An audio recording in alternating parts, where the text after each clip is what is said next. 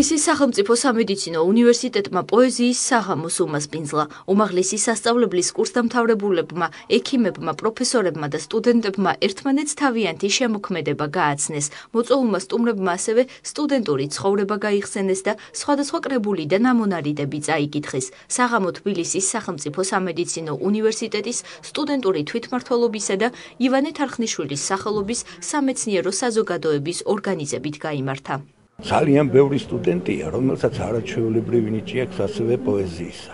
თითოეულ მათგანისთვის აი დღევანდელი საღამო იყო გულში ჩამწდომი და არაჩვეულებრივი, იმიტომ რომ პიროვნება როცა იზრდება სპეციალისტად, იმას კიდევ სულიერი გარემო ჭირდება. და ეს სულიერი გარემო სწორედ გარდა თავისი უშუალო საქმისა იპოვა დღეს მრავალმა სტუდენტმა, როცა დაინახა ის ხალხი, რომლებიც სულ რამოდენიმე წლის წინ თვითონ იჯდნენ სტუდენტურ მერხზე, დღეს ექიმები არიან და ამავე დროს ერთ-ერთი საუკეთესო პოეტები. ცნობილი ექიმები, რომლებიც ასევე არიან პოეტები, არიან შემოქმედები, მათი ხელოვნება, მათი შემოქმედება გაუზიარეს სტუდენტებს, ანახეს მათი ნამუშევრები, სტუდენტებში ძალიან დიდი აღტაცება გამოიწვია, ძალიან დიდი მოწონება ამ ყველაფერმა და ჩვენ კიდევ გეგმავთ მსგავსი ღონისძიების განხორციელებას, რადგანაც მიგვაჩნია, რომ ამ დიდ ადამიანებს, რომლებიც არიან არა მარტო კარგი ექიმები, კარგი შემოქმედები, აუცილებლად უნდა იცნობდეს ქართული საზოგადოება და მით უმეტეს ჩვენი სტუდენტები.